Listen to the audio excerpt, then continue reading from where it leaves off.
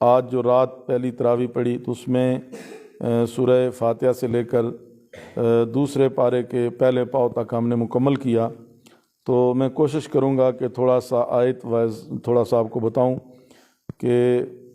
پہلا پارہ جو ہے اس کی پہلی سورت جو ہے وہ سورہ فاتحہ ہے۔ یہ مکی صورت ہے، اس کی 7 آیات ہیں، 1 رکوع ہے۔ ترتیب قرآن کے حوالے سے یہ پہلی صورت ہے، اور ترتیب نزولی جو ہے اس کا وہ 5ویں صورت ہے، 5ویں صورت جو نازل ہوئی۔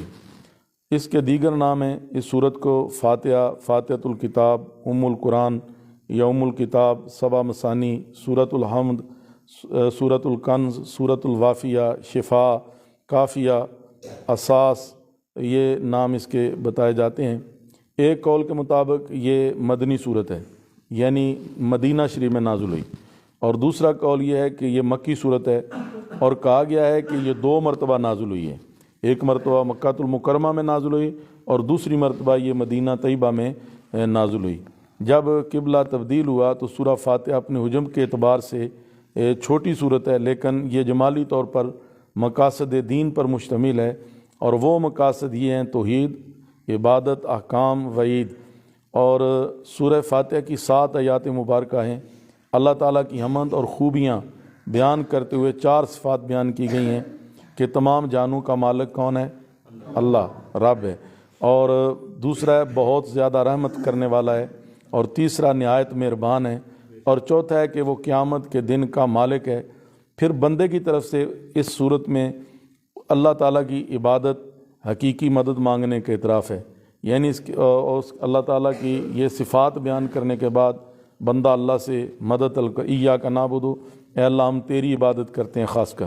و ایاک نستعین، اور تو ہی ہمارا مددگار ہے۔ حقیقی مددگار صرف اللہ ہے، باقی جتنے مددگار بھی ہیں وہ اللہ کی عطا سے اور رب العالمین صلی اللہ علیہ وسلم تک پہنچنے کا وسیلہ ہیں۔ اور پھر اس کے بعد بندہ سیدھے راستے کے اصول کے لیے دعا کرتا ہے، اور انعام یافتہ لوگوں کا ذکر ہے جو سیدھے راستے پر چلتے ہیں۔ اس کے بعد ان لوگوں کے راستے سے بچنے کی دعا ہے جن پر غضب الہی ہوا، جو گمراہ ہوئے، یعنی یہود و نصارہ۔ پھر لفظ آمین کے ذریعے قبولیت دعا کی استدعا کی گئی ہے۔ اور میں اس میں اتنا عرض کروں کہ مولا کائنات علی شیر خدا رضی اللہ عنہ فرماتے ہیں کہ پورے قرآن کا علم فاتحہ میں ہے، سورہ فاتحہ میں پورے قرآن کا علم ہے، اور پھر سورہ فاتحہ کی بسم اللہ میں سارا علم ہے، اور پھر فرماتے ہیں بسم اللہ کی با میں سارا علم ہے، اور آپ فرماتے ہیں کہ میں جو بسم اللہ کے با کے نیچے نقطہ میں وہ علی ہوں، میں وہ علی ہوں۔ اور یہاں پر جو ہے انعام یافتہ لوگوں کی تفصیل خود قرآن نے بیان کی ہے۔ ہم دعا کرتے ہیں نا، صراط اہدنا الصراط المستقیم صراط الذین انعمت علیہم، اے اللہ ہمیں راستہ دے ان لوگوں کا جن پر تیرا انعام ہوا۔ انعام یافتہ لوگ وہ کون ہیں؟ وہ قرآن بیان کرتا ہے وَمَن يُطِعِ اللَّهَ وَالرَّسُولَ فَأُولَٰئِكَ مَعَ الَّذِينَ أَنْعَمَ اللَّهُ عَلَيْهِم مِّنَ النَّبِيِّينَ وَالصِّدِّيقِينَ وَالشُّهَدَاءِ وَالصَّالِحِينَ وَحَسُنَ أُولَٰئِكَ رَفِيقًا۔ اور جو اللہ اور رسول کی اطاعت کریں تو ان لوگوں کے ساتھ ہوں گے جن پر اللہ نے انعام فرمایا ہے، یعنی جو رسول اللہ کی اور اللہ کی اطاعت کرنے والا بندہ ہے اس کا شمار ان لوگوں کے ساتھ اللہ تعالیٰ فرمائے گا جن پر اللہ نے انعام فرمایا ہے، اور وہ انبیاء ہیں، صدیقین ہیں، شہداء ہیں اور صالحین ہیں۔ اور آگے اللہ فرماتا ہے وَحَسُنَ أُولَٰئِكَ رَفِيقًا، کہ یہ کتنے ہی عمدہ ساتھی ہیں۔ جی یہ 4 قسم کے لوگ، انبیاء، صدیقین، انبیاء کے سردار محمد عربی ہیں، صدیقین کے سرخیل صدیق اکبر ہیں، شہداء اولیاء اکرام کی اپنی ایک تعداد ہے۔ اس کے بعد جو سورت شروع ہوتی ہے اس کا نام ہے سورہ بقرہ۔ یہ سورہ بقرہ، اس کی وجہ تسمیہ یہ ہے کہ اس کے اندر ایک گائے کا تذکرہ ہے، اور یہ قرآن مجید کی طویل ترین صورت ہے۔ کیسا کے بیٹھو، یہ قرآن پاک کی طویل ترین صورت ہے۔ جو ادھر بیٹھے ہو نا ادھر سامنے آ جاؤ سارے اس طرف، یہ طویل ترین صورت ہے، اور یہ قرآن مجید میں سورت جو ہے یہ مدنی ہے، سورہ بقرہ مدنی ہے۔ اس کی آیات جو 286 ہیں، اس کے 40 رکوع ہیں، اور ترتیب قرآن میں یہ دوسری ہے، اور ترتیب نزول میں 87 یعنی 87واں نمبر ہے اس سورت کے نازل ہونے کا۔ اس کا پہلا رکوع جو ہے وہ سورہ بقرہ کا آغاز الف لام میم سے ہو رہا ہے، اور یہ حروف مقطعات کہلاتے ہیں، اور یہ آیات متشابہات میں سے بھی ہیں۔ اس کا ترجمہ دنیا کا کوئی مولوی نہیں کر سکتا۔ معذوف ذہنی لیں گے کہ الف سے مراد اللہ، لام سے مراد جبریل، میم سے مراد محمد، اللہ بھیجنے والا، جبریل لانے والا، اور جس پہ یہ کتاب آئی وہ محمد عربی صلی اللہ علیہ وسلم ہے۔ لیکن یہ جو ہے نا معنی لیا جاتا ہے، اس کا کوڈ اور ورڈ ہے یہ حضور صلی اللہ علیہ وسلم پر جب آیات نازل ہوئیں تو حضور رحمت عالم صلی اللہ علیہ وسلم پر جبریل نے آ کے پڑھا الف، حضور نے فرمایا فہم تو میں سمجھ گیا۔ پھر جبریل امین نے کہا لام، حضور نے فرمایا فہم تو میں سمجھ گیا۔ پھر رسول اللہ صلی اللہ علیہ وآلہ وسلم کی بارگاہ میں جبریل نے پڑھا میم، پھر حضور نے فرمایا فہم تو میں سمجھ گیا۔ یہ الف لام میم جو ہے یہ حروف مقطعات ہیں، اس کا معنی یا اللہ جانتا ہے یا اللہ کا رسول جانتا ہے۔ باقی جتنے بھی کریں گے وہ سارے کے سارے صرف اور صرف جو ہے وہ کہیں سے لے کر اپنے طور پر اختیاری معنی کریں گے، حقیقی معنی اللہ اور اللہ کے رسول کے علاوہ کوئی نہیں جانتا جی۔ اور اس کے بعد جو ہے نا اللہ تعالیٰ اور اس کے رسول جانتے ہیں، ہمیں ان پر ایمان لانے کا حکم ہے۔ اس کے بعد اگلی 4 آیتوں میں قرآن پاک کی 2 صفات کا بیان کیا گیا ہے۔ ذالک الکتاب لا ریب فیہ، یہ وہ کتاب ہے جس میں کوئی شک نہیں، یہ کتاب ہدایت ہے۔ پھر فرمایا اہل تقوی اس سے ہدایت حاصل کرتے ہیں۔ اس کے بعد متقی لوگوں کی 5 صفات بیان کی ہیں کہ غیب پر ایمان لانا، نماز قائم کرنا، اللہ تعالیٰ کے عطا کردہ رزق سے اس کے راستے پر خرچ کرنا، پہلی کتابوں اور حضور صلی اللہ علیہ وسلم پر نازل کردہ کتاب قرآن و حدیث پر ایمان لانا، اور آخرت کے قائم ہونے پر یقین رکھنا۔ یہ الف لام میم سے یوقنون تک کا ہے۔ اور اس کی جو آیت نمبر 5 اور 6 ہیں میں مذکورہ بالا صفات سے موصوف لوگوں کے لیے انعام یعنی ہدایت پر ہونے اور فلاح پانے کا ذکر ہے۔ اولئک علی ھدی من ربہم واولئک هم المفلحون، اس کا تذکرہ ہو رہا ہے۔ پھر کفار کی ہٹ درمی کا بیان ہوا کہ وہ ایمان نہیں لاتے کیونکہ ان کے دلوں پر، ان کے کانوں پر موریں لگا دی گئی ہیں، وہ آنکھوں پر پردے پڑے ہوئے ہیں، وہ بڑے عذاب کے مستحق ہیں۔ یہ خالص کفار کا ذکر اس کے اندر کیا گیا۔ اس کے بعد اگلی آیات میں منافقین کا ذکر کرتے ہوئے بتایا کہ ان کے دلوں میں ایمان نہیں، وہ جھوٹ بول کر اللہ اور مومنوں کو دھوکہ دینا چاہتے ہیں۔ اس کا جو دوسرا رکوع، یہ پہلا رکوع ختم ہو گیا یہاں پر۔ اب اس کا جو دوسرا رکوع ہے وہ آیات نمبر 7 سے 13 میں منافقین کے بے شعور ہونے کا ذکر ہے۔ 7ویں آیت لے کے 13ویں آیت تک جو تذکرہ ہے اس میں منافقین کے بے شعور ہونے کا ذکر ہے کہ وہ اپنے آپ کو دھوکہ دیتے ہیں اور وہ سمجھتے ہیں کہ اللہ اور ایمان والوں کو دھوکہ دے رہے ہیں، حالانکہ حقیقت میں وہ اپنے آپ کو دھوکہ دے رہے ہیں۔ ان کا ایسا سمجھنا یہ قرآنی بیماری ہے۔ آج بھی لوگ ہیں نا، بہت سارے کہتے ہیں ہم پتہ نہیں کیا ہیں، ہوتے کچھ بھی نہیں جی۔ قرآن اور حدیث کے سامنے سر تسلیم خم کرنا پڑتا ہے جی۔ ایسے ہی وہ منافقین کا تھا کہ ان کی بیماری، اور جوں ان کی منافقت بڑھتی ہے اس بیماری میں اضافہ ہوتا ہے۔ یہی وجہ ہے کہ وہ فساد کو اصلاح سمجھتے ہیں، حالانکہ وہ خود فسادی ہیں اور ان کا عمل فساد ہے، لیکن انہیں اس بات کا شعور نہیں۔ اسی لیے وہ ایمان والوں کو معاذ اللہ بے وقوف کہتے ہیں۔ کما آمن الصفا، وہ کہتے ہیں ہم ایمان لیں جس طرح یہ بے وقوف لے آئیں۔ ایمان والوں کو بے وقوف کہہ رہے ہیں، حالانکہ خود وہ بے ایمان ہیں جی، خود فسادی ہیں اور اس کا انہیں شعور نہیں۔ اسی لیے وہ ایمان والوں کو معاذ اللہ بے وقوف کہتے ہیں اور اپنے آپ کو ایمان کی دولت سے محروم رکھتے ہیں، حالانکہ وہ خود بے وقوف اور جاہل ہیں لیکن ان کو علم نہیں۔ آیت نمبر 14 اور 16 میں منافقین کی منافقت کی ایک جھلک دی گئی ہے کہ وہ جس کے پاس جائیں اسی کا ساتھی ہونا ظاہر کرتے ہیں، یعنی مسلمانوں کے پاس بیٹھتے ہیں تو کہتے ہیں ہم آپ جیسے ہیں، اور جب کافروں کے پاس جاتے ہیں تو وہاں جا کہتے ہیں ہم تو تمہارے جیسے، ان کے ایمان پہ ڈاکہ ڈالنے کے لیے وہاں جاتے ہیں۔ منافقین کی مثال اس طرح بیان کی جس طرح اناڑی تاجر ہوتا ہے کہ اچھی چیز دے کر گھٹیا چیز لیتا ہے، یہ بھی ایسے ہی ہے کہ یہ ایمان کی جگہ گمراہی حاصل کرتے ہیں، اس لیے کہا گیا کہ ان کو تجارت کی معرفت حاصل نہیں ہے۔ اور آیت نمبر 17 سے 20 یعنی 20 میں منافقین کی ایک اور مثال بیان کی گئی، جس طرح کوئی شخص آگ جلا کر روشنی حاصل کرتا ہے، پھر اس کی روشنی چھین لی جاتی ہے تو وہ اندھیروں میں بھٹکتا پھرتا ہے۔ اسی طرح ان منافقین کے پاس ایمان کی روشنی آئی لیکن انہوں نے ایمان نہ لا کر اپنے آپ کو اس سے محروم رکھا۔ مزید ایک مثال بیان فرمائی کہ جس طرح تیز بارش ہو اور اس میں گرج چمک ہو اور کوئی شخص موت کے ڈر سے اپنے کانوں میں انگلیاں ٹھوس لے تو وہ شخص اس گرج چمک کے اثر سے بچ سکتا ہے؟ نہیں بچ سکتا۔ اسی طرح منافقین نے بھی اگرچہ قرآن پاک کے وعدہ اور وعید سے اپنے کان بند کر رکھیں، لیکن اللہ تعالیٰ کے عذاب سے وہ بچ سکتے نہیں ہیں، کیونکہ وہ اللہ کی طاقت اور قدرت کے گھیرے کے اندر موجود ہیں۔ اسی طرح تیسرا رکوع سورہ بقرہ کا آیات 21 اور 22 میں اللہ تعالیٰ نے اپنی عبادت کی طرف دعوت دیتے ہوئے انسانی تخلیق اور اس کی بقا کے سلسلے میں اپنے نام کا ذکر فرمایا ہے کہ جس نے تمہیں اور تم سے پہلے لوگوں کو پیدا کیا، پھر تمہارے لیے آسمان و زمین پیدا کر کے ایک بڑے مکان کی صورت دی جس میں فرش اور چھت ہوتی ہے، اور یہی نہیں، اس نے اپنے فضل سے بارش نازل کر کے تمہیں جسمانی خوراک عطا فرمائی جی، اور اب تمہارا فرض ہے کہ ایسے محسن کے ساتھ کسی کو شریک نہ ٹھہراؤ۔ آیات نمبر 22 اور 24 میں قرآن مجید کے لاریب ہونے کا ذکر ہے۔ کفار جب اسے اللہ تعالیٰ کی طرف سے نازل ہونے کا انکار کرتے تھے،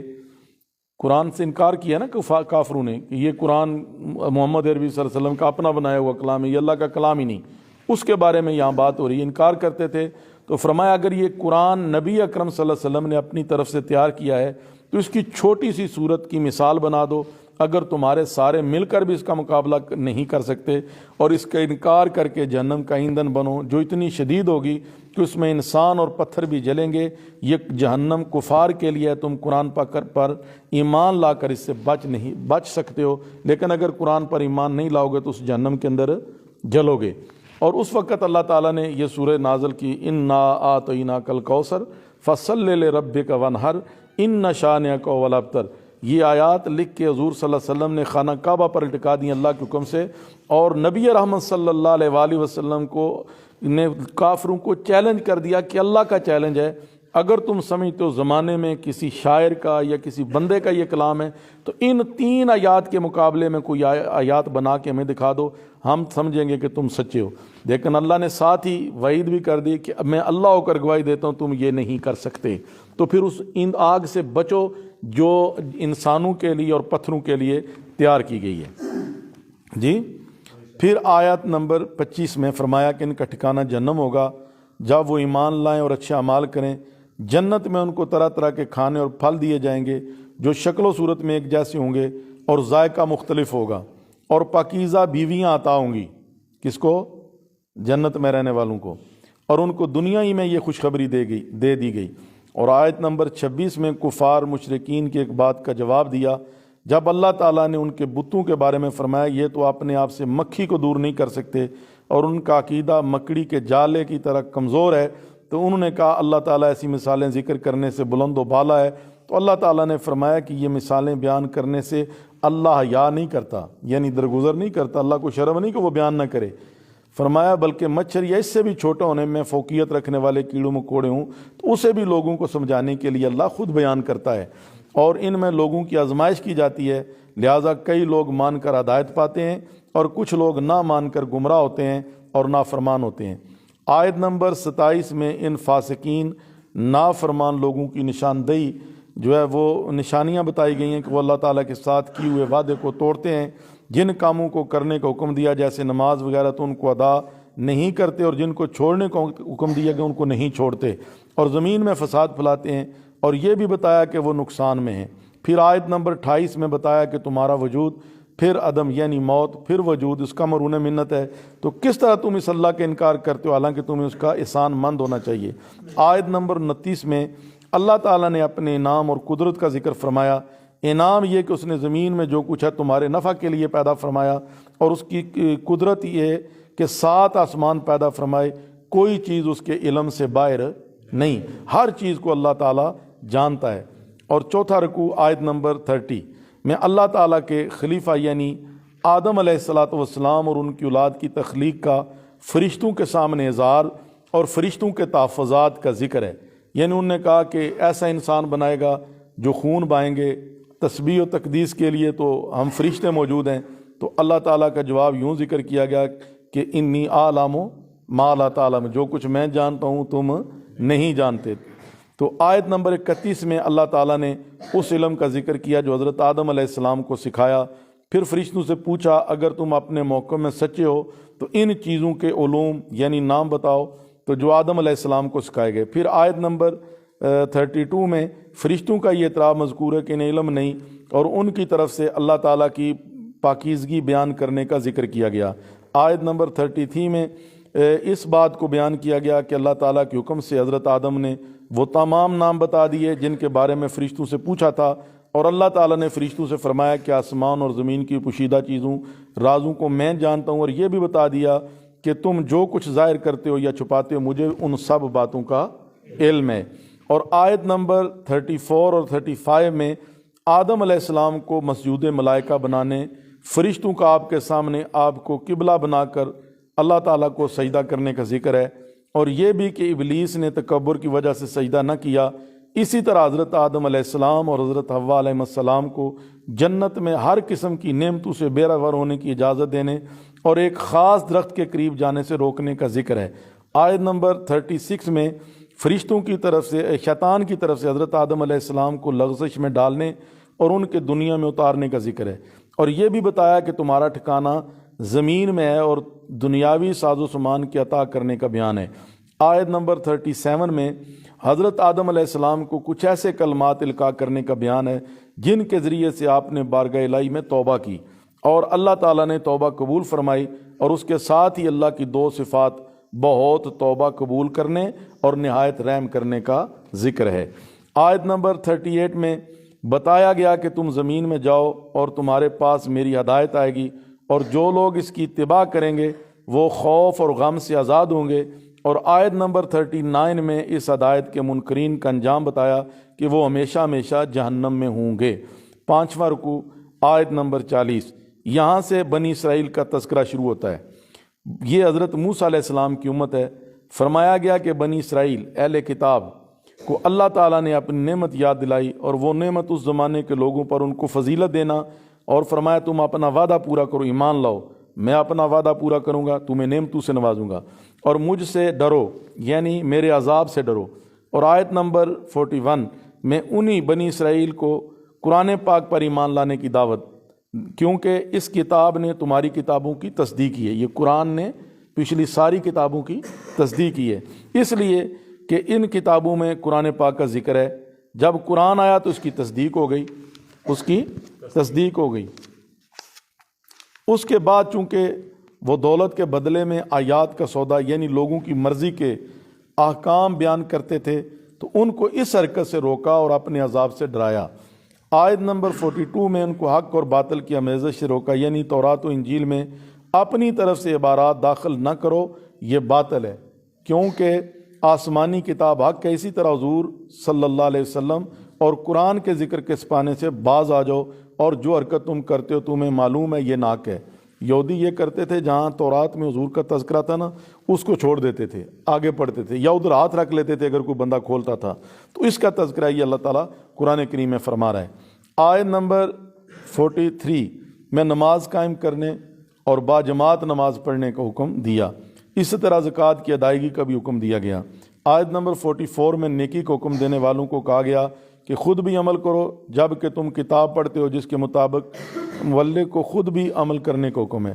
لہذا بد عملی سے بچو اور عقل سے کام لو۔ آیت نمبر 45 میں بتایا کہ اللہ تعالیٰ سے مدد مانگنا چاہو تو دو کام کرو، ایک کام صبر کرو اور دوسرا کام نماز پڑھو۔ نماز اگرچہ بھاری اور مشکل محسوس ہوتی ہے، لیکن جو لوگ اللہ تعالیٰ کے لیے عاجزی کرتے ہوئے وہ اسے مشکل نہیں سمجھتے، عاجزی اور خشوع کرنے والے کی علامت۔ آیت نمبر 46 میں یوں بیان فرمائی کہ ان لوگوں کا آخرت پر ایمان ہے، وہ یقین کرتے ہیں کہ اللہ تعالیٰ کی طرف لوٹ کر جائیں گے اور وہ اللہ سے ملاقات کریں گے۔ 6واں رکوع یہاں سے آگے شروع ہوتا ہے۔ آیت نمبر 47 جڑے کام کرنے والے بندے انہوں نے اجازت اٹھ کے اپنا کرو، کیونکہ اسی 10 منٹ اور اس تے لگنے، تو بہ جا۔ آیت نمبر 47 میں بنی اسرائیل کو دوبارہ اپنی نعمتوں کی یاد دلائی، اور خاص طور پر یہ نعمت کہ ان کے زمانے میں لوگوں کو ان پر فضیلت دی۔ آیت نمبر 48 میں انہیں قیامت کے منظر سے خوف دلایا، کس دن کسی کافر کی شفاعت نہیں ہوگی، فدیہ وغیرہ دے کر عذاب سے جان نہیں چھوٹے گی۔ جس طرح یہاں رشوت دے لیتے ہیں جا کے، وہ سمجھتے تھے کہ ہم وہاں پر بھی پیسے دے کے اپنی بات بنا لیں گے. اللہ تعالیٰ نے اس کی جو ہے وہ تردید کر دی کہ وہاں پر تمہیں اس سے کوئی مدد حاصل نہیں ہوگی. آیت نمبر 49 میں بنی اسرائیل کو مزید نعمت یاد دلائی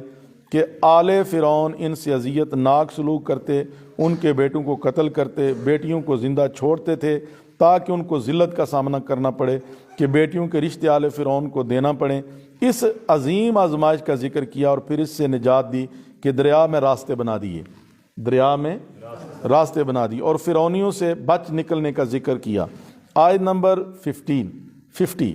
جی میں کیا گیا ہے اور یہ بھی بتایا گیا کہ تمہارے سامنے فرعون اور اس کے ساتھیوں کو اللہ نے غرق کیا، لہذا تمہیں اللہ کا شکر ادا کرنا چاہیے. آیت نمبر 51 اور 52 میں ذکر کیا گیا کہ حضرت موسیٰ علیہ السلام وعدہ خداوندی کے مطابق 40 دن کے لیے کوہ طور پر تشریف لے گئے اور ان کے تشریف لے جانے کے بعد تم نے بچھڑے کی پوجا شروع کر دی جی، اور یوں تم نے اپنے اوپر ظلم کیا. پھر رحمت خداوندی اور تمہارے لیے آزمائش تھی، یعنی اس نے معاف کر دیا تاکہ تمہیں شکر ادا کرنے کا موقع دیا جائے، اور یہ آزمائش تھی. آیت نمبر 53 میں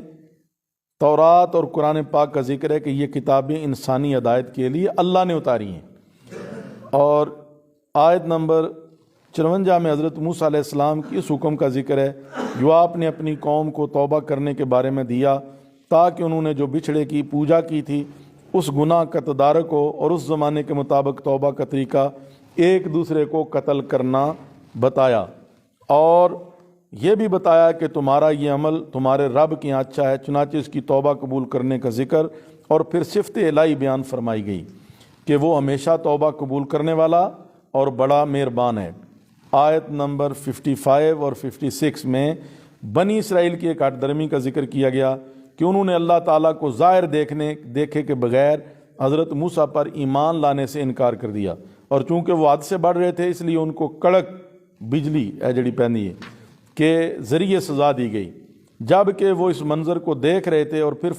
ذکر فرمایا کہ اللہ تعالیٰ رحمان و رحیم ہے اور انسان کو راہ راست پر آنے کا موقع دیتا ہے، اس لیے ان کو زندہ کیا تاکہ وہ اللہ تعالیٰ کا شکر ادا کریں اور نافرمانی کا رستہ ترک کر دیں. آیت نمبر 57 میں ان بنی اسرائیل پر جو احسانات خداوندی ہیں ان کا ذکر ہے کہ ان پر بادلوں سے اللہ نے سایہ کرتا تھا، جدھر جاتے تھے بادل ہوتے تھے دھوپ میں جی، اور کھانے کے لیے آسمان سے من و سلوہ نازل ہوتا تھا ان کے لیے، اور ان کو اللہ پاک رزق کھانے کا حکم دیا اور کہا گیا کہ ذخیرہ نہ کرنا، یعنی جو آ گیا نا وقت پر وہ کھا لینا. لیکن یہ انسان ہے نا ہرس اور طمع کا لالچی، تو انہوں نے چھپا کے رکھنا شروع کر دیا. اس پر جو ہے نا ان کو وعیدیں جو ہے وہ نافرمانی کی، تو اس سہولت سے اللہ نے انہیں محروم کر دیا.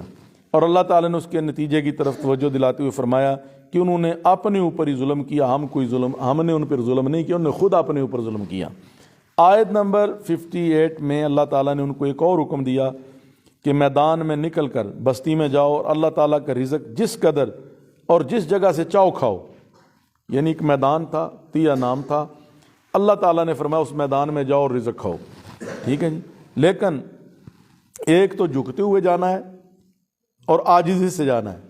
اور دوسرا معافی کی درخواست کرنا، ہم تمہاری خطاؤں کو بخش دیں گے، کیونکہ نیکی کرنے والوں کو اللہ تعالیٰ مزید نعمتوں سے نوازتا ہے. جو عاجزی کرتا ہے نا، نیکی کرتا ہے، بلائی کرتا ہے، اللہ اس پہ اپنی رحمتوں کے دروازے کھول دیتا ہے. آیت نمبر 59 میں ان کی نافرمانی کا ذکر ہے کہ انہوں نے اللہ تعالیٰ کے حکم یعنی معافی کی درخواست کرنے کو نظر انداز کر کے دوسرے الفاظ استعمال کیے کہ ہمیں گندم چاہیے جی، اور پھر اللہ تعالیٰ نے ان کے ظلم اور نافرمانی کی وجہ سے ان پر عذاب نازل کیا. اے جڑا ہن سانوں سیاپا پہ ہے نا وتوا پرات لو تے زمین گاؤ، اے بنی اسرائیل نے سانوں پایا، اس سے پہلے اللہ تعالیٰ کی طرف سے پکا پکایا کھانا نازل ہوتا تھا، اس کی فکر ہی نہیں تھی. لیکن انہوں نے کہا انسان نہ شکر ہے نا، اسی اپنے آپے زمیناں رہاں گے تے آپے فصلاں لائیں گے تو اسی آپے ہی پکائیں گے تے آپے ہی کھائیں گے. یہ سزا کا اللہ تعالیٰ نے ذکر کیا ہے. اور 7واں رکوع آیت نمبر 16 میں حضرت موسیٰ علیہ السلام کے ایک معجزے کا ذکر ہے کہ جب بنی اسرائیل میدان طیہ میں 40 سال بھٹکتے رہے، اس دوران انہوں نے آپ سے پانی مانگا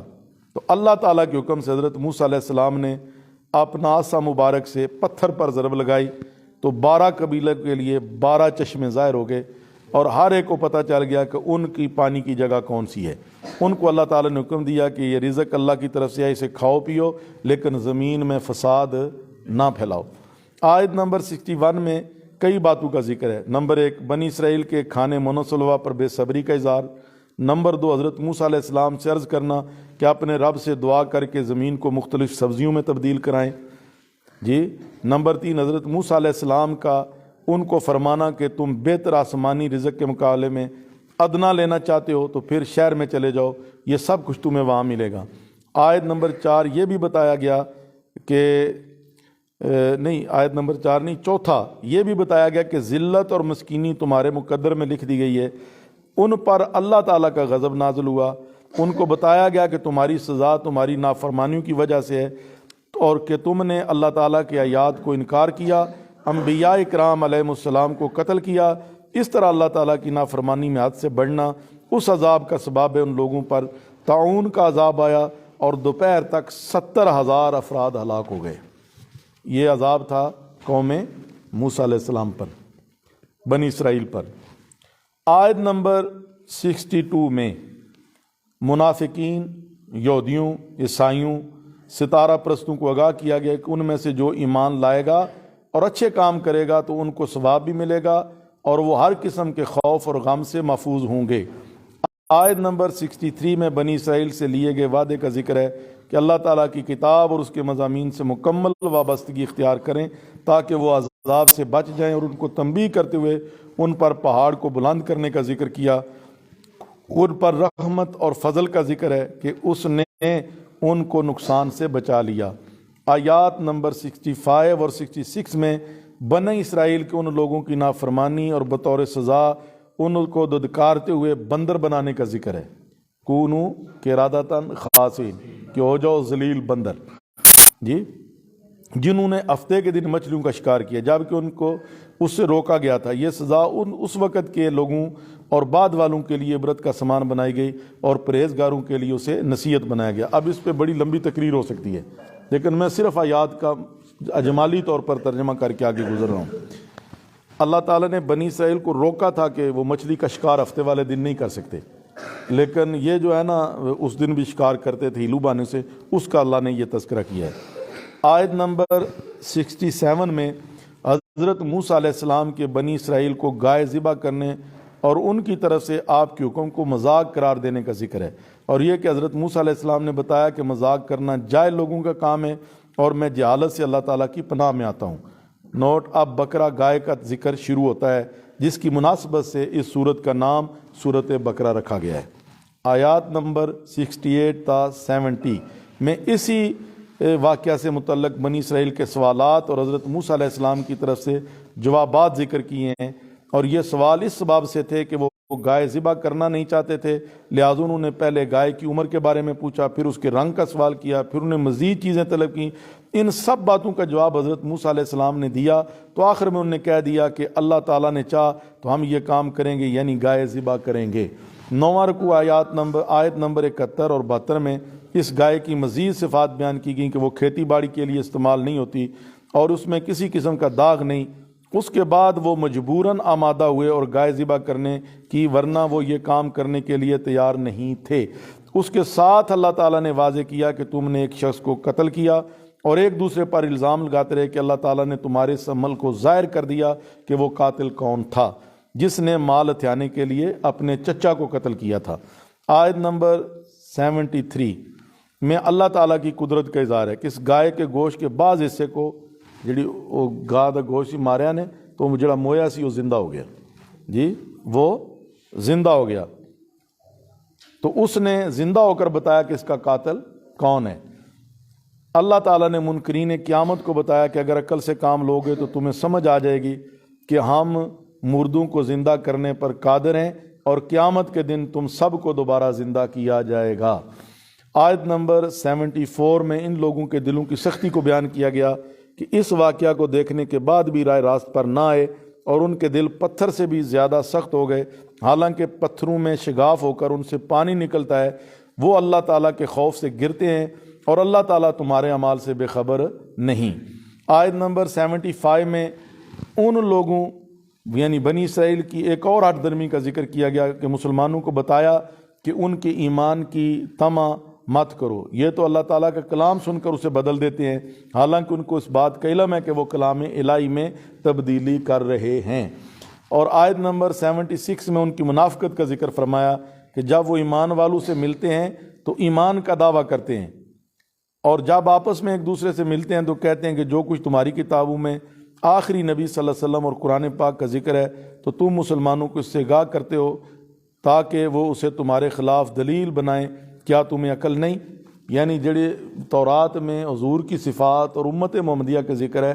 جو لوگ وہ بیان کرتے تھے یہودیوں میں سے اور ایمان لاتے تھے ان کو وہ روکتے تھے، اس کا تذکرہ ہوا۔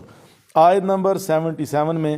اللہ تعالیٰ نے ان کو بتایا کہ اللہ تعالیٰ ان کے ظاہر اور پوشیدہ ہر کام کا علم رکھتا ہے، ان سے کچھ بھی پوشیدہ نہیں۔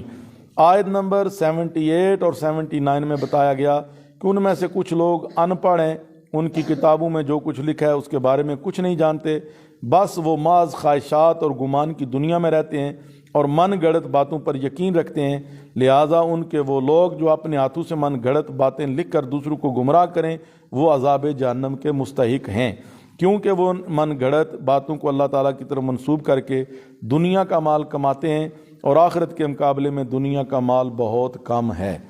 آیت نمبر 80 میں بنی اسرائیل کے ایک اور خود ساختہ نظریے اور اس کا رد کیا گیا۔ وہ کہتے تھے کہ ہم نے جتنے دن بچڑے کی پوجا کی ہے بس اتنے دن ہی ہمیں عذاب ہوگا، ٹھیک ہے۔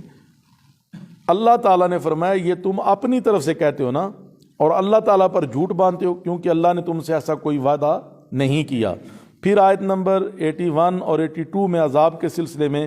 قانون خداوندی ذکر کیا کہ جو لوگ گناہوں کا ارتکاب کرتے ہوئے مکمل طور پر گناہوں میں گر گئے تو وہ جہنمی ہیں، اس میں ہمیشہ رہیں گے، اور جو لوگ ایمان اور اچھے اعمال کی دولت سے مالا مال ہیں ان کے لیے جنت میں دائمی ٹھکانہ ہے۔ 10واں رکوع آیت نمبر 83۔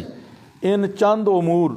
کا ذکر کیا گیا جن کا اللہ تعالیٰ نے ان سے وعدہ لیا، تو سوائے ایک قلیل تعداد کے باقی سب اس کی تعمیل سے روگرداں ہو گئے۔ اللہ تعالیٰ نے ان سے وعدہ لیا کہ وہ صرف اللہ تعالیٰ کی عبادت کریں، ماں باپ کے ساتھ، قرابت داروں، یتیموں اور مساکین کے ساتھ اچھا سلوک کریں، اور یہ کہ وہ لوگوں سے اچھی باتیں کریں، نماز قائم کریں، زکوٰۃ ادا کریں۔ آیت نمبر 84 میں ایک اور وعدہ کا ذکر کیا جو اللہ تعالیٰ نے ان سے لیا، وہ یہ تھا کہ وہ ایک دوسرے کا خون نہ بہائیں، قتل نہ کریں، اور ایک دوسرے کو اپنی بستیوں سے نہ نکالیں۔ پھر اللہ تعالیٰ فرماتا ہے کہ تم نے اس کا اقرار کیا اور تم اس پر گواہ ہو۔ آیت نمبر 85 میں اس کی حکم عدولی کا ذکر ہے، فرمایا کہ اس اقرار کے باوجود تم نے ایک دوسرے کو قتل کیا، ان کے گھروں سے نکالا، ان کے خلاف دشمن کو مدد دے کر تم نے گناہ اور زیادتی کا ارتکاب کیا، اور تم منافقت کرتے ہو کہ پہلے نکالتے ہو، پھر جب وہ قیدی بن کر آئیں تو فدیہ دے کر ان کو چھڑاتے ہو، حالانکہ ان کو گھروں سے نکالنا ہی تم پر حرام تھا۔ پھر ان کی دوغلی پالیسی کہ کتاب کے بعض حصے پر ایمان لانا اور بعض کا انکار کرنا بیان فرمایا کہ اس کی سزا دنیا میں ذلت اور آخرت میں سخت عذاب ہے، اور یہ خیال نہ کرنا کہ اللہ تعالیٰ تمہاری حرکت سے بے خبر ہے، نہیں، بلکہ وہ تمہارے اعمال سے آگاہ ہے۔ آیت نمبر 86 میں ان لوگوں کی نادانی کا ذکر کیا کہ انہوں نے آخرت دے کر دنوی زندگی کو خریدا، یعنی آخرت پر دنیا کو ترجیح دی، اور چونکہ یہ دنوی مال تجارت کا سودا نہیں بلکہ ایمان اور کفر کا مسئلہ ہے، لہٰذا ان سے نہ تو عذاب میں کمی کی جائے گی اور نہ ہی ان کی مدد ہوگی۔ اور 11واں رکوع آیت نمبر 87 میں حضرت موسیٰ علیہ السلام کو کتاب تورات عطا کرنے، اس کے بعد رسولوں کی آمد اور حضرت عیسیٰ علیہ السلام کی عظمت کا ذکر کیا گیا کہ ان کو بہ جو تھی کھولو روزہ، بہ جو افطاری کرو تھی، بہ جو نہیں ہے نا انتظام ہے تھوڑے پاس اسپیشل نہیں، بہ جو بہ جو، ہاں بیٹھو، سب کے لیے اہتمام، بیٹھ جائیں، ہمیں ثواب دیں، بیٹھ جائیں، او بیٹھ جائیں، بات سنیں، یہ قرآن پاک کا ترجمہ سنو، یہ سب کے لیے تمام الحمدللہ، اور پورا مہینہ ہے، کوئی ایسا مسئلہ نہیں ہے۔ 11واں آیت نمبر کہ رسولوں کی آمد، روشن نشانیاں، معجزات اور پاک روح حضرت جبریل کے ذریعے سے ان کی مدد فرمائی۔ پھر فرمایا کہ چونکہ انبیاء جو کچھ لے کر آئے وہ ان بنی اسرائیل کی خواہش کے مطابق نہ تھا، اس لیے انہوں نے تکبر بھی کیا اور انبیاء کرام کی ایک جماعت کو جھوٹا قرار دیا، اور ایک گروہ کو شہید کیا، حضرت زکریا اور حضرت یحییٰ علیہ السلام کو شہید کیا اور باقی رسولوں کو جتلایا۔ آیت نمبر 88 میں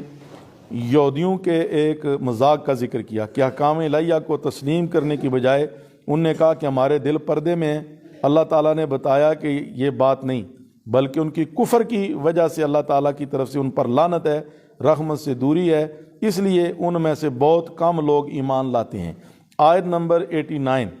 میں ان کے بغض و عناد کا ذکر فرمایا کہ حضور علیہ السلام کی بعثت سے پہلے وہ آپ کے وسیلہ سے مشرکین کے خلاف مدد طلب کرتے تھے، لیکن اب وہ قرآن پاک پر ایمان بھی نہیں لاتے، حالانکہ قرآن پاک ان پر احسان عظیم ہے کہ اس نے ان کی کتابوں کی تصدیق کی، چونکہ ان کو اپنی کتابوں کے ذریعے حضور کا تعارف ہو چکا تھا، لیکن اس کے باوجود انہوں نے انکار کیا تو ان منکروں پر اللہ کی لعنت کی گئی ہے۔ آیت نمبر 90 میں دوبارہ ان کی ناکام تجارت کا ذکر فرمایا۔ انہوں نے اللہ کے نازل کردہ کلام کا انکار کر کے اس کے بدلے میں اپنے آپ کو فروخت کر دیا، یعنی جہنمی بنا دیا، اور اس کی وجہ ان کے دل کی جلن ہے، کیونکہ نبوت بنو اسماعیل میں چلی گئی، حالانکہ نبوت اللہ تعالیٰ کا اپنا فضل ہے۔ نبوت اللہ کا فضل ہے، جسے چاہے، ولایت بھی اس کا فضل ہے، جسے چاہے عطا کر دے، ٹھیک ہے۔ اور اس معرومی پر سب سے زیادہ غضبناک ہونے اور کافروں کے لیے ذلت والے عذاب کا اللہ نے ذکر فرمایا ہے۔ اور آیت نمبر 91 میں ان کے حسد اور عناد کا یوں ذکر کیا کہ جب ان کو قرآن پاک پر ایمان لانے کے لیے کہا جاتا تو وہ کہتے کہ ہم پر نازل ہوا، ہم صرف اس پر ایمان لائیں گے، یعنی تورات پہ لائیں گے، ہم قرآن پہ ایمان نہیں لائیں گے، اس کے علاوہ نہیں، حالانکہ یہ قرآن حق ہے اور ان کی کتابوں کی تصدیق کرتا ہے۔ اسی آیت میں اللہ تعالیٰ نے ان کے جھوٹ کو واضح کیا کہ تم اگر اس بات میں سچے ہو کہ پہلی کتابوں پر ایمان لاتے ہو تو تم نے انبیاء کرام کو شہید کیوں کیا؟ معلوم ہوا کہ تمہارا کسی کتاب پر ایمان نہیں۔ آیت نمبر 92 میں ان کے اس جھوٹے دعوے کا رد کیا گیا کہ وہ حضرت موسیٰ علیہ السلام پر ایمان لاتے ہیں۔ فرمایا اگر ایسا ہے تو تم ان کے واضح معجزات کو دیکھنے کے باوجود تم نے بچھڑے کی پوجا کیوں کی؟ جی، جبکہ آپ کی تعلیم میں شرک ممنوع ہے، اور چونکہ شرک ظلم ہے لہذا تم ظالم ہو۔ آیت نمبر 93 میں ان کی شیطانی چلاکی کا ذکر فرمایا کہ جب ہم نے ان بنی اسرائیل سے پکا وعدہ لیا اور ان پر کوئی طور کو بلند کیا، ہماری کتاب کو اختیار کرو، انہوں نے سننے کا اقرار کرتے ہوئے ساتھ ہی نافرمانی کا اظہار بھی کیا، اور چونکہ وہ کافر تھے اس لیے ان کے دلوں میں بچھڑے کی محبت جڑ پکڑ چکی تھی۔ اللہ تعالیٰ نے اپنے نبی سے فرمایا کہ ان سے کہو جس کا ایمان کا دعویٰ کرتے ہو وہ تمہیں نہایت بری بات کو حکم دیتا ہے، یعنی تم ایمان کے دعوے میں جھوٹے ہو۔ آیت نمبر 94 میں یہودیوں کے ایک دعویٰ اس کے رد کا ذکر ہے۔ یہود دعویٰ کرتے تھے کہ صرف وہی جنت میں داخل ہوں گے، ان کے علاوہ کوئی جنت میں نہیں جائے گا، تو اس آیت میں ان کے اس دعویٰ کا ذکر کیا کہ ان سے کہا گیا کہ اگر تم سچے ہو تو موت کی تمنا کرو، اگر تم سمجھتے ہو کہ ہم ہی جنت میں جائیں گے تو پھر اللہ نوا کو دے موت، جی موت کی تمنا کرو، کیونکہ موت کے بعد جنت اور دوزخ میں داخلہ ہوگا۔ اور آیت نمبر 95 میں واضح کر دیا کہ چونکہ وہ برے اعمال کے مرتکب ہوئے ہیں لہٰذا وہ کبھی بھی موت کی تمنا نہیں کریں گے۔ آیت نمبر 96 میں دنیاوی زندگی کے بارے میں ان کی شدت حرص کا بیان ہے۔ وہ تمام لوگوں بلکہ مشرکین سے بھی زندگی کی حرص رکھتے ہیں، لیکن اللہ تعالیٰ نے واضح فرمایا کہ جس قدر زندہ رہو، چاہے 1000 سال جس کی تم تمنا کرتے ہو، یہ زندگی تمہیں عذاب سے نہیں بچا سکتی، کیونکہ آخر تمہارے اعمال اللہ کے علم میں ہیں اور تم نے اللہ کے سامنے پیش ہونا ہے۔ 12واں رکوع، چونکہ یہودی نبوت کے حوالے سے حضور سے حسد کرتے تھے، اس لیے جب ان کو معلوم ہوا کہ حضرت جبریل وحی لے کر آتے ہیں تو وہ ان کے بھی دشمن ہو گئے۔ آیت نمبر 97 میں فرمایا جبریل تو وہ عظمت والے فرشتے ہیں جو آپ صلی اللہ علیہ وسلم کے پاس قرآن پاک لے کر آئے، اور قرآن پاک وہ کتاب ہے جو پہلی کتابوں کی تصدیق کرتا ہے اور اہل ایمان کو ہدایت اور کامیابی کی خوشخبری دیتا ہے۔ تو جو شخص ہدایت چاہتا ہے وہ حضرت جبریل علیہ السلام کا دشمن نہیں ہو سکتا۔ اور پھر یہ کہ حضرت جبریل علیہ السلام اللہ کے حکم سے وحی لے کر آتے ہیں، اپنی مرضی سے وہ کبھی بھی نہیں آئے،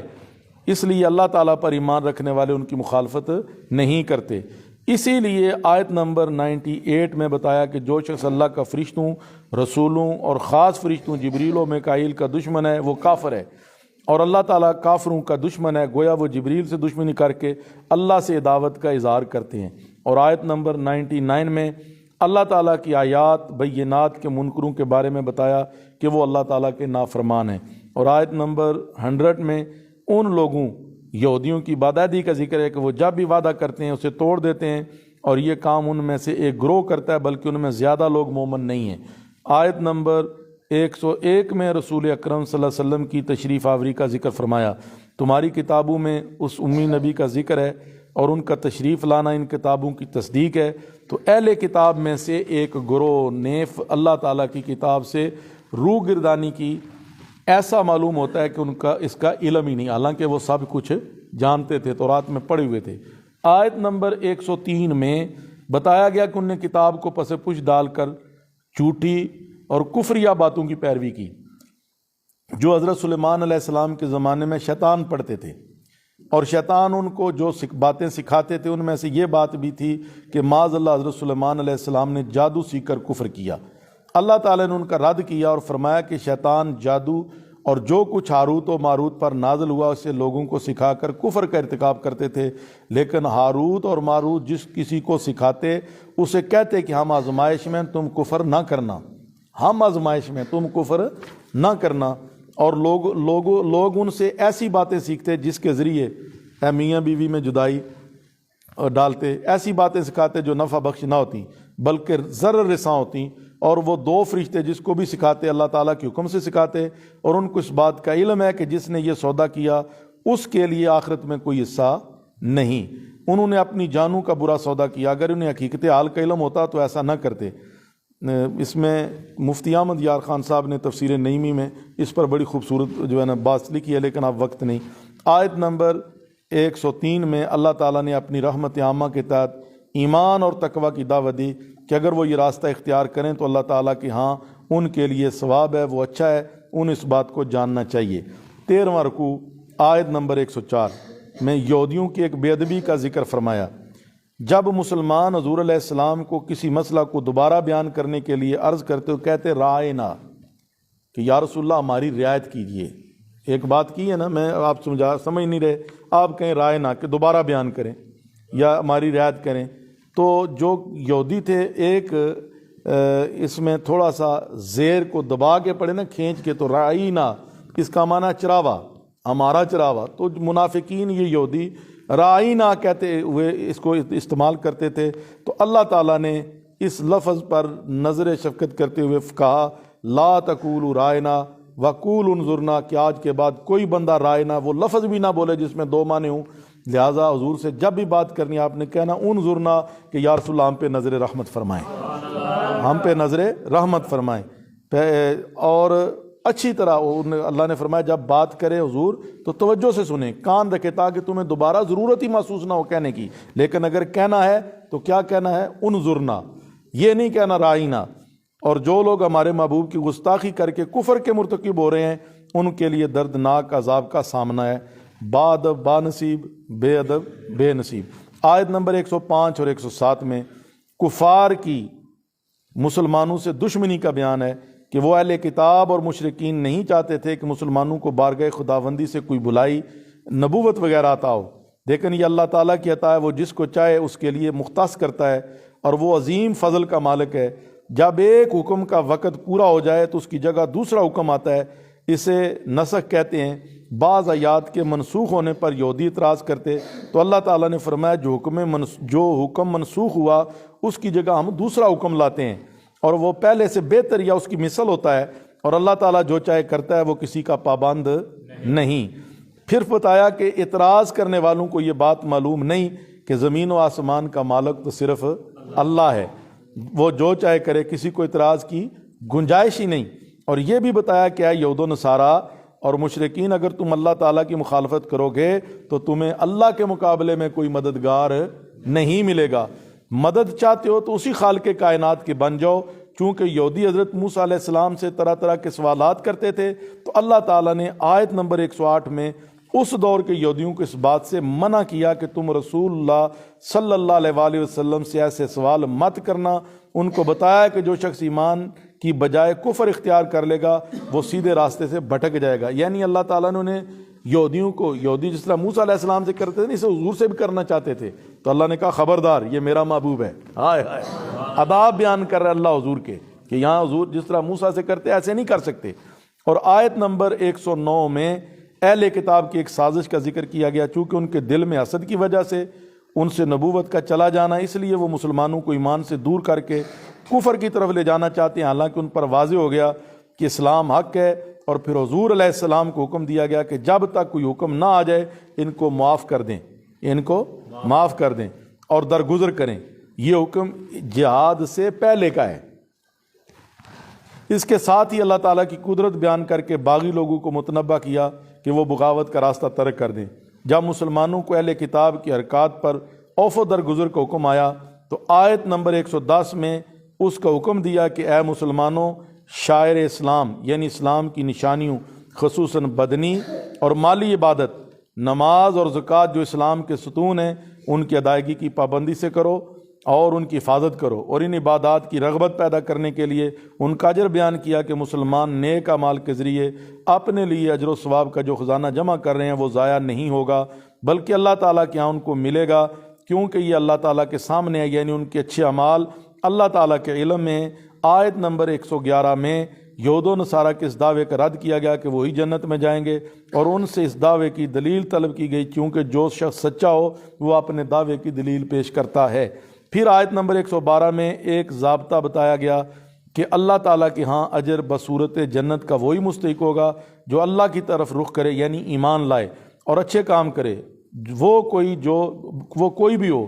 ایسے لوگوں کو اللہ تعالیٰ ہر غم اور خوف سے محفوظ کر لیتا ہے، یعنی نجات کا دار و مدار نسب پر نہیں، ایمان اور عمل پر ہے۔ اور 14واں رکوع آیت نمبر 113 میں یہود اور نصارہ کے درمیان جھگڑے کا ذکر کیا کہ وہ ایک دوسرے کی نفی کرتے ہیں، جبکہ دونوں فرقے ایک دوسرے کی کتاب پڑھتے ہیں،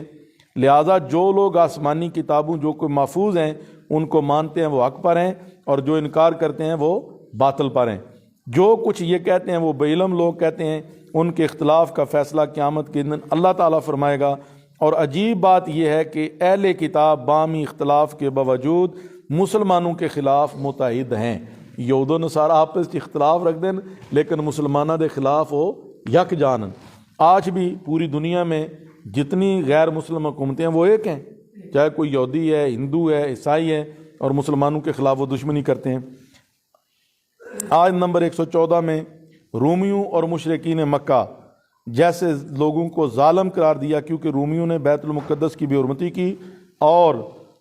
مشرکین مکہ نے مسلمانوں کو مسجد حرام سے روکا، نیز صلح حدیبیہ کے موقع پر ان کو مسجد حرام میں جانے اور عمرہ کرنے سے روکا۔ پھر مسلمانوں کو خوشخبری دی کہ عنقریب مکہ مکرمہ فتح ہوگا اور یہ لوگ مسلمانوں سے خوف زدہ ہو کر ہی مسجد حرام میں داخل ہو سکتے ہیں، آزادی کے ساتھ نہیں، اور یہ اپنی حرکات کی وجہ سے دنیا میں رسوائی اور آخرت میں بہت بڑے عذاب میں مبتلا ہوں گے۔ آیت نمبر 115 میں مسلمانوں کو بتایا گیا کہ اگر یہ لوگ مسجدوں سے روکتے ہیں تو اس سے اللہ تعالیٰ کی عبادت معطل ہو جائے گی، بلکہ یہاں بھی نماز پڑھیں، اللہ تعالیٰ کی رحمت ان کی طرف متوجہ ہوگی۔ حضور علیہ السلام نے فرمایا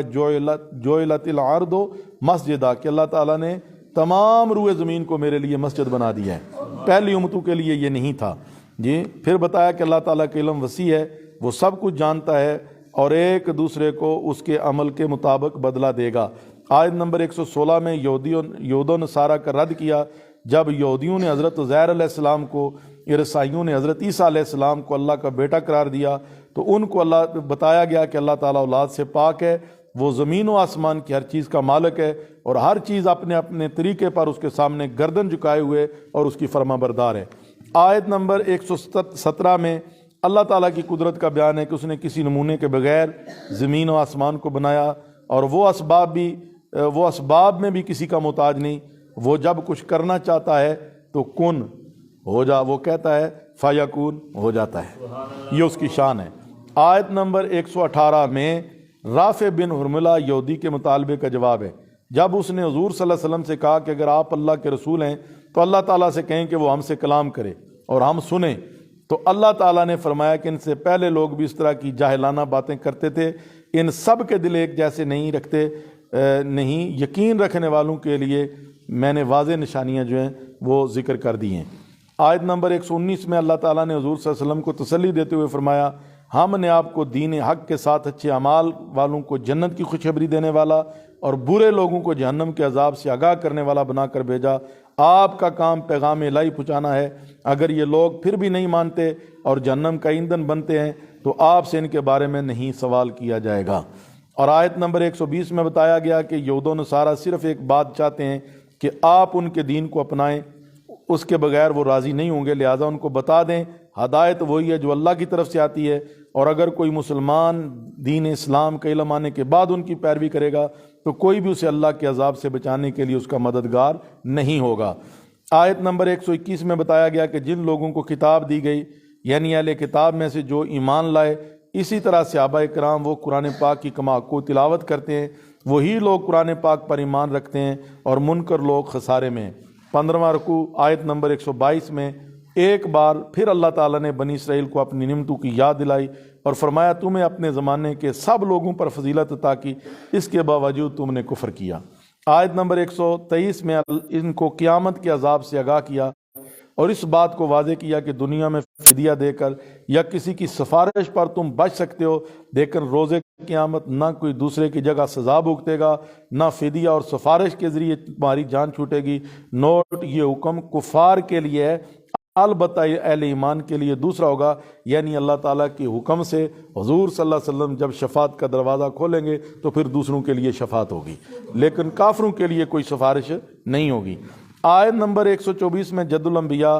حضرت ابراہیم علیہ السلام کی شان بیان فرمائی گئی کہ آپ اللہ تعالیٰ کی طرف سے آنے والی ہر آزمائش میں سرخرو ہوئے تو اللہ تعالیٰ نے آپ کو تمام لوگوں کا پیشوا بنا دیا، اور ساتھ ساتھ یہ بھی بتایا کہ جو لوگ ظالم یعنی مشرک ہوں گے، ملت ابراہیمی سے منہ پھیریں گے، ان کو یہ مقام نصیب نہیں ہوگا اگرچہ وہ حضرت ابراہیم علیہ السلام کی اولاد ہی کیوں نہ ہوں۔ اسی طرح اہل کتاب کو آگاہ کیا کہ تم حضرت ابراہیم کے راستے پر چل کر ہی منصب امامت فرفائز ہو سکتے ہو۔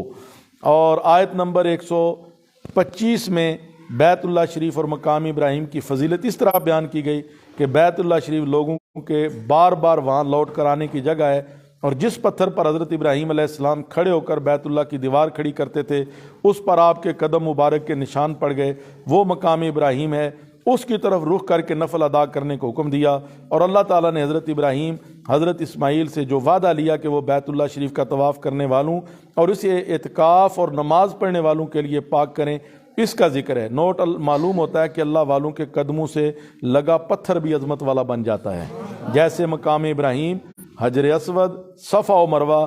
جبل عہد ان کی مثالیں ہیں۔ میں انتہائی اختصار کر رہا ہوں کہ 2-4 منٹ میں اپنی بات ختم ہو جائے۔ آیت نمبر 126 میں حضرت ابراہیم علیہ السلام کی دعا کا ذکر ہے کہ وہ دعا مکہ مکرمہ کا امن والا شہر ہونے اور اہل مکہ سے ایمان والوں کو پھلوں سے رزق ملنے سے متعلق تھی۔ پھر اہل کفار کے بارے میں بتایا کہ وہ دنیوی نفع پر جو آخرت کے مقابلے میں قلیل حاصل کریں گے، پھر ان کو عذاب جہنم کی طرف لے جایا جائے گا اور یہ ٹھکانہ بہت برا ہے۔ اور 127 تا 129 میں حضرت ابراہیم حضرت اسماعیل علیہ السلام کے تعمیر کعبہ کا ذکر ہے، ان کی قبولیت کی دعا، اپنے لیے اپنی اولاد کے لیے اللہ تعالیٰ کے سامنے جھکنے کی دعا، عبادت کے طریقے سکھانے، توبہ قبول کرنے کی دعا جو دونوں باپ بیٹے نے بارگاہ خداوندی میں کی، اور اس بات کا اقرار کہ اللہ تعالیٰ بہت زیادہ توبہ قبول کرنے والا بھی ہے اور بہت زیادہ مہربان بھی۔ پھر ایک اور دعا جو حضور رسول اکرم صلی اللہ علیہ وسلم کی بعثت کے لیے کی، اور بتایا کہ آپ کے منصب نبوت میں آیات کریمہ کی تلاوت، کتاب و حکمت کی تعلیم، دلوں کو پاک کرنا، اللہ کی 2 صفات غالب ہونے اور حکمت والا ہونے کا ذکر ہے۔ اور آیت نمبر 130 میں ان لوگوں کی بے وقوفی کا ذکر ہے جو ملت ابراہیمی سے منہ پھیرتے ہیں، حالانکہ اس ملت کے بانی حضرت ابراہیم وہ شخصیت ہے کہ دنیا میں اللہ تعالیٰ نے ان کو منتخب کر لیا اور اپنے لیے خلیل بنایا، اور آخرت میں آپ نیک لوگوں اور مقربین میں ہوں گے۔ گویا یہ بتایا کہ ایسی شخصیت کے راستے کو چھوڑنا عقل مند کا کام نہیں بلکہ بے وقوف لوگوں کا طریقہ ہے۔ تو اور اہل کتاب نے ایسی بے وقوفی کا مظاہرہ کیا۔ آیت نمبر 131 میں حضرت ابراہیم علیہ السلام کی بندگی کے عظیم مقام پر فائز ہونے کا ذکر فرمایا کہ جب بھی اللہ تعالیٰ نے انہیں اپنے حکم کے سامنے سر تسلیم خم کرنے کا حکم دیا تو آپ نے عرض کیا، میں تمام جہانوں کے مالک کے سامنے اپنا سر نگوں کرتا ہوں۔ کبھی بھی آپ جو ہے نا ایک لمحہ کے لیے بھی آپ نے نافرمانی نہیں کی۔ اور آیت نمبر 132 میں بتایا کہ حضرت ابراہیم علیہ السلام اور ان کے پوتے حضرت یعقوب علیہ السلام دونوں نے اپنی اولادوں کو بتایا کہ اللہ نے تمہارے لیے اس دین کو پسند فرمایا، لہٰذا مرتے دم تک اسی دین پر قائم رہنا۔ اور آیت نمبر 133 میں یہودیوں کی ایک من گڑت بات کا جواب دیا کہ جب یہودیوں نے حضور علیہ السلام سے کہا کہ آپ نہیں جانتے کہ حضرت یعقوب نے اپنے بیٹوں کو یہودیت اختیار کرنے کا حکم دیا، تو یہ آیت کریمہ نازل ہوئی کہ جب یعقوب علیہ السلام نے اپنے بیٹوں کو وصیت کی کہ تم وہاں موجود تھے اس لیے یہ بات کہہ رہے ہو، یعنی تم وہاں موجود نہیں تھے۔ انہوں نے تو اپنے بیٹوں سے پوچھا تھا کہ میرے بعد کس کی عبادت کرو گے، تو بیٹوں نے جواب دیا آپ کے اور آپ کے آباء و اجداد حضرت ابراہیم، حضرت اسماعیل، حضرت اسحاق کے معبود یعنی اللہ کی عبادت کریں گے، صرف وہی ایک معبود ہے اور ہم اسی کے سامنے جھکنے والے ہیں۔ آیت نمبر 134 میں بتایا کہ ایک جماعت گزر گئی، ان کے اعمال ان کے لیے، تمہارے اعمال تمہارے لیے ہیں، اور ان کے اعمال کے بارے میں تم سے سوال نہیں ہوگا، تمہیں اپنی فکر کرنی چاہیے۔ حضرت ابن عباس رضی اللہ عنہما سے مروی ہے کہ عبداللہ بن سوریہ جو یہودی نے حضور علیہ السلام سے کہا کہ ہدایت وہی ہے جس پر ہم ہیں، اس لیے آپ ہماری اتباع کریں تاکہ ہدایت حاصل کریں۔ اس قسم کی بات عیسائیوں نے بھی کہی، تو آیت نمبر 135 میں اس بات کو بیان کیا، اور اس کا جواب بھی مذکور ہے کہ اے محبوب ان سے فرما دیں کہ ہدایت تو دین ابراہیمی میں ہے جو خالصتاً توحید پر مبنی ہے، اور حضرت ابراہیم مشرکوں میں سے نہیں تھے۔ آیت نمبر 136 میں مسلمانوں کو حکم دیا گیا کہ یہودیوں سے کہو کہ ہم اللہ تعالیٰ اور اس کے کلام پر ایمان لائیں جو تمہارے انبیاء کو عطا کیا، اور ہم ایمان لانے میں انبیاء کرام میں فرق نہیں کرتے، یعنی سب انبیاء کو مانتے ہیں اور ہم حکم خداوندی کے پابند ہیں۔ آیت نمبر 137 میں واضح کیا کہ اگر وہ یہود و نصارہ تمہاری طرح ایمان لائیں تو ہدایت یافتہ ہو جائیں گے، لیکن اگر انہوں نے پہلے کتابوں، انبیاء کے اور ایمان اور حضور پر اور قرآن پر ایمان نہیں لایا، اور وہ ایسا نہیں کریں گے کیوں کہ ضدی ہیں وہ، اور حضور علیہ السلام کو تسلی دی کہ ان کی سازشوں کا آپ کو کوئی نقصان نہیں ہوگا کیونکہ آپ کو آپ کا اللہ کافی ہے، اور ان دشمنوں کے خلاف مسلمانوں کا مدد کا وعدہ، وہ اللہ ہر بات سنتا بھی اور جانتا بھی ہے۔ آیت نمبر 138 میں بتایا کہ تمہارا ایمان اللہ تعالیٰ کی محبت اور اطاعت کا رنگ ہے، باطل اس کا مقابلہ نہیں کرتا، اور اس سے بہتر کون سا رنگ ہو سکتا ہے، اور اعلان کیجئے کہ ہم اسی کی عبادت کرتے ہیں۔ آیت نمبر 139 میں اللہ تعالیٰ نے حضور کو حکم دیا کہ ان کو بتا دے جس اللہ کے بارے میں تم ہم سے جھگڑا کرتے ہو وہ تو ہمارا مالک اور پروردگار ہے، اور تمہارا رب بھی وہی ہے، اور ہر ایک اپنے اعمال کا جواب دے اس کے سامنے ہے، ہم خاص کر اسی کی عبادت کرتے ہیں جبکہ تم اس کے ساتھ شرک کرتے ہو۔ 16واں رکوع آیت نمبر 140 میں یہود و نصارہ کا رد ہے، وہ کہتے ہیں حضرت ابراہیم، حضرت اسماعیل، حضرت اسحاق، حضرت یعقوب اور ان کی اولاد یہودی یا عیسائی تھے۔ اللہ تعالیٰ نے ان کو جواب دیا کہ ان کا علم مجھے زیادہ ہے یا تمہیں، تم اچھی طرح جانتے ہو یہودیت اور عیسائیت بعد کی پیداوار ہے، اور تم سے بڑا ظالم کون ہو سکتا ہے، تم اس گواہی کو چھپاتے ہو جو تمہارے پاس، یہ شہادت اللہ تعالیٰ کی نازل کردہ کتابوں میں موجود ہے، اور فرمایا انہیں آگاہ کرو کہ اللہ تعالیٰ ان کے اعمال سے غافل نہیں، لہٰذا انہیں اس جھوٹ کی سزا بھگتنا ہوگی۔ آیت نمبر 141 میں دوبارہ فرمایا کہ یہ انبیاء اکرام اور ان کی اولادیں گزر چکی، ان کے اعمال ان کے ساتھ ہیں اور تمہارے اعمال کے ذمہ دار تم ہو، ان کے اعمال کا جواب تم سے نہیں لیا جائے گا، تم اپنے آپ کو درست کر لو۔ یہ الحمدللہ پہلا سپارہ آیت بائی آیت جو ہے ہم نے اس کا جو ہے نا یہ ختم کیا ہے، ترجمہ کیا ہے مختصر۔ اللہ تعالی ہم سب کو عمل کی توفیق عطا فرمائے اور نبی رحمت صلی اللہ علیہ وسلم کے اس قرآن کی محبت عطا فرمائے۔ اب سارے حضرات باہر تشریف